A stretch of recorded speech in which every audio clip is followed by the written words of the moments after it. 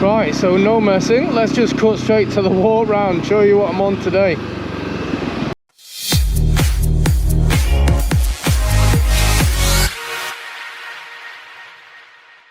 Oh, now this bike I've been waiting for months.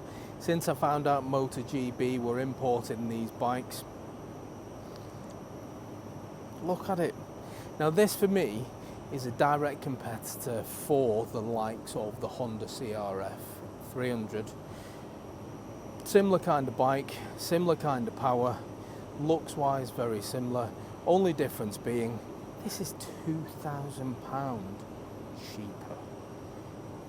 £2,000. You could buy another bike with that £2,000, or you could save it, go on holiday. Not that you need to, because the summer is here in the UK, it's absolutely glorious sunshine. You've just saved £2,000 getting this over that. But there are a few drawbacks. Obviously it's a cheaper bike, so you're gonna get things that you might consider being a little bit cheaper, but you get what you pay for, don't you? For me, initial impressions are it's a good bike, but let's have a look round and then we'll go for a test ride. Make sure you join me for that. But yeah, it's go either way this bike, because I like the CRF, but initial impressions, I like the look of this as well. So let's have a look round. Now, it's available in a couple of different colours. There's this one, the grey, there's a black, there's also a white. I think it's classed as blue, but it's predominantly white with a bit of blue on. The big chunky tyres that we've got, now they come as standard on the bike. We've also got the spoked wheels. Looks like it'll be a proper weapon for doing a bit of off-road or a bit of green laning.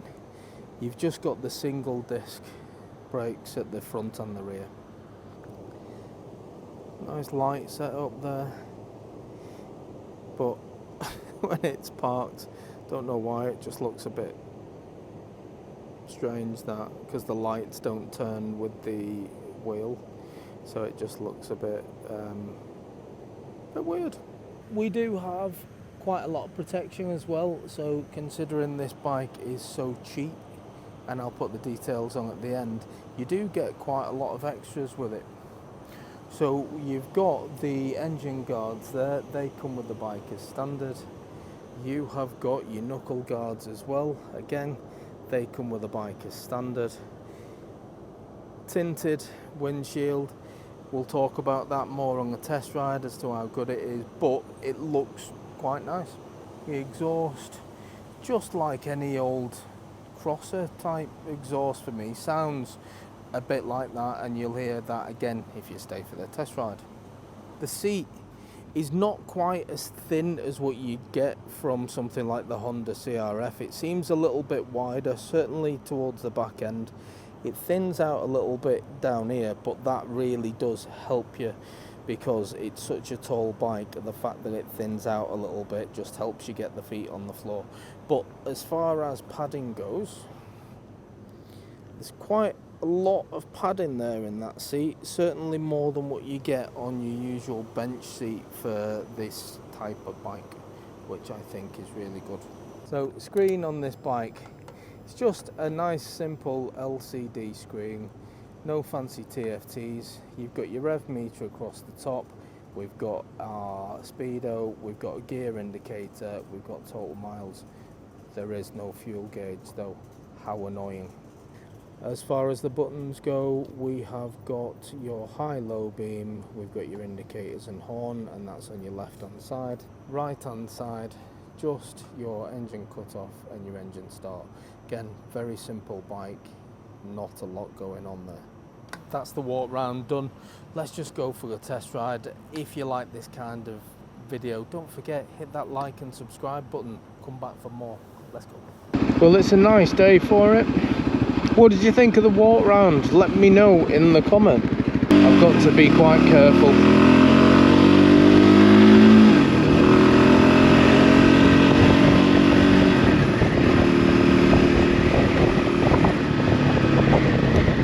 Especially when you've got knobs like that jumping out in front of you. always standard. At least he's apologised for being a knob. It's got 50 odd miles on, so it's still very much in its braking in period, but the brakes do feel like you've got to give them a right old squeeze to get it to stop. It gets up to normal road speeds okay, but there's no urgency about it. That front wheel is very strange though. I mean, it's fine when you're in a straight line or you're doing the odd little turn, not a problem really. But when it comes to like a bit of a bend, it just feels really strange. It's just really loose at the front. There's a lot of grip on these tyres. They do look like they are capable of a little bit of off-roading. Certainly be brilliant for a bit of green laning, and I think that's probably where these tyres would excel. But I think on the normal roads like this, just a bit of like long sweeping bends, I'm just a little bit worried. As far as the wind protection goes, I'm getting a face full of wind, so that is not doing a great deal. Considering I'm only doing 30-ish mile an hour, and yet it does feel like I am being blown all over the place. You'll find this bike tall. Now I am 5'8". I've got a 30-inch inseam. I am tiptoeing on this bike, and yeah, it doesn't worry me. I'm alright. I can pretty much flat foot one side if I wanted to, or I'm tiptoes on the other, like putting both feet down, so I don't feel intimidated by it. That being said, when you first sit on this bike, or when you first stand next to this bike, it feels absolutely massive. But like the CRF, when you do sit on the bike, the suspension does sink a little bit. Now obviously my horrendous weight will actually assist with that, so it does help you to lower the suspension a little bit so your feet can get closer to the floor. But just don't let it put you off. When you stand next to the bike, you'll see it's an absolute whopper. So it does take a bit of effort to get your leg over it, but once you do, it will dip a little bit. If you are any shorter than 5'8", I would go down and try one of these bikes on for size, because if you've got a shorter inseam than me, you might struggle a little bit with this. When you really wind it on, a lovely sound comes out the back, but it's not particularly quick. Not particularly quick at all. It's very sluggish.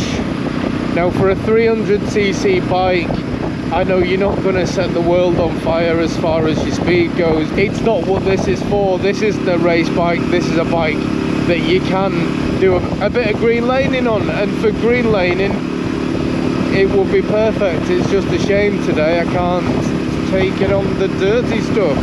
It does look like it's more suited for off-road use, but these are the tyres that actually come standard with this bike. Do a bit of a stand-up test while there's not a lot of traffic about. Let's see how that fares. Okay, actually that's quite nice. The bars do feel quite low down. As far as the pegs go, the pegs feel okay. The pegs don't feel too high up. It's quite comfortable position where my legs are, but the actual handlebars themselves do feel quite far away, so it does feel like I'm stretching a bit. So maybe for me, if I was taking it off-road and doing a lot of standing, I would probably need some sort of bar risers on there just to lift them up. It doesn't need much, probably an inch or so would make it perfect for me. And this will stop very, very quickly if you are using both the front and back brakes, so that's good. Just to give you an idea, performance wise, I'm gonna just take it up to 30 mile an hour. I want to see how quickly it gets to 30 mile an hour.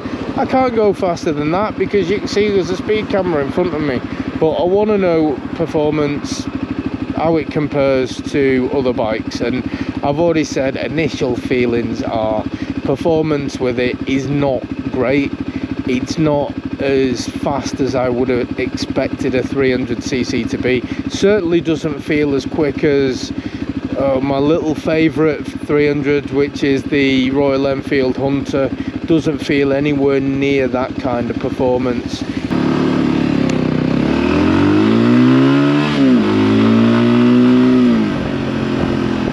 You do feel a real limit to what first gear can do. You've got to change out of first gear quite quickly because first gear just completely runs out of steam, and it does it at about 15 mile an hour. So it is not great for that, but it got to 30 mile an hour quickly. If you're looking at this bike for something that you can take on the gravel and the dirty stuff, then yeah, I think it would be perfect for it, especially if you are new to that kind of riding. Someone like myself, to be fair, because too much performance on the gravel and the dirt, you're just going to end up on the floor. And this kind of sits in that place where it's got a little bit of performance, but it shouldn't really get you into trouble. I think that's very similar to where I would probably say the Honda CRF is. Very similar type performance to that bike. The only difference is this is about £2,000 cheaper. MotoGP have only just started importing these bikes into the UK. That being said, they are not a new company. They've been making engines for years, and they've been making bikes for years, but they've been making bikes in other parts of the world. You only have to do a quick Google and you can see how popular these bikes are in countries like Spain. Spain's a perfect example. They seem to be really popular in that part of the world because they are really good for the off-road tracks, and there's a lot of dirt tracks over there for people to play on.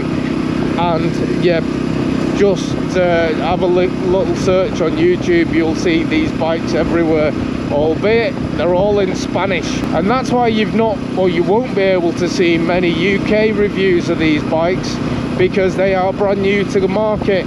I think when I jumped on this today, there was only one other actual ride review that is currently live on YouTube, and that shows you how new these bikes are. Now by the time this airs, I don't know, because this demo bike is available, so there may well be other people that jump on board, and they are available to buy now in the UK, so you may start seeing a few more of these bikes. The Honda CRF has got quite a lot of competition here. The 300 CRF is a nice bike. I've ridden it, I've reviewed it, and I do really like that bike, but it's £2,000 more expensive than this, and this has got similar performance. I would say this feels like the suspension is better. It doesn't seem to be as soft as the CRF. The CRF does dive quite a lot when you sit on that bike. This does seem to be a little bit better. Performance, I would say the Honda probably beats it, but not by much. Not by much. Definitely consider one of these. Go and have a test ride on one. The more I've ridden it today, the more I've got used to its on-road characteristics. It's alright, this bike, you know. It's very tall though. I am now tiptoeing in traffic. The seat height on this, as I mentioned in the walk round, 920 mils.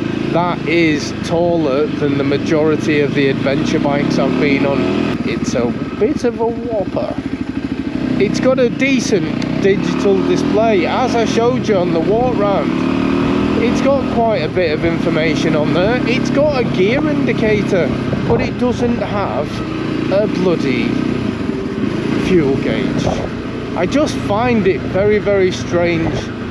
Very, very strange in today's times that bikes don't have a fuel gauge, especially something like this that, you know, you can go and do a proper adventure on. You could be doing some crazy off-road adventures with this. You could be in the middle of nowhere and then you're just going to get your fuel light bob on. Now that's not great for me. I like to know if I've got fuel available, and to just have a surprise, you've got no fuel, I just find that to be quite frustrating. Yeah, I'm going to take this bike back now. I've enjoyed the ride of the bike. There's certain things on this bike that I would prefer the CRF 300 by Honda, but there's certain things that I prefer on this. I think looks wise, I actually prefer this. Performance wise, I prefer the CRF, but comfort wise, I think this is more comfortable, and value wise, this is outstanding at only just over £3,500, that compared to the 5.5 for the Honda. So yeah, you've got to consider this if you're into that type of bike. So I'm going to take it back. I will catch you all on the next one. Bye for now. Laters.